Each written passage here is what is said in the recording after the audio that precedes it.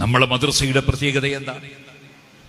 നമ്മളെ മദ്രസക്ക് ഒരുപാട് പ്രത്യേകതകൾ നിങ്ങൾ ശ്രദ്ധിച്ചിട്ടുണ്ടോ? ഇന്ന് രാവിലെ ഞാൻ 3 മദ്രസയിൽ തുടക്കത്തിൽ പോയി ഫാത്തിഹ ഓതി കൊടുത്തിട്ടുണ്ട്. ഞാൻ കുട്ടികളോട് ചോദിച്ചു, മദ്രസയിൽ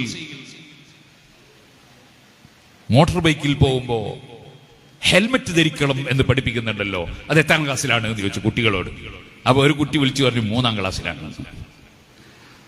പറഞ്ഞത് ശരിയോ തെറ്റോ എന്ന് ഞാൻ പരിശോധിച്ചിട്ടില്ല. ഞാൻ മദ്രസയിലെ വലിയ വല്ലാത്തതുകൊണ്ട് എനിക്കത് ഏത് ക്ലാസ്സിലാന്ന് പറയാൻ കഴിയില്ല.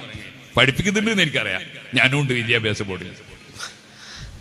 ഹെൽമറ്റ് ധരിക്കണം നമ്മൾ മദ്രസയിലെ കുട്ടിക്ക് പഠിപ്പിക്കാൻ.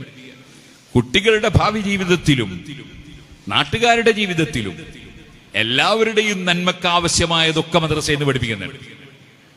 വെറും നിസ്കാരവും നോമ്പും മാത്രമല്ല, നമ്മുടെ മദ്രസക്ക് അങ്ങനെ പല പ്രത്യേകതകളുണ്ട്.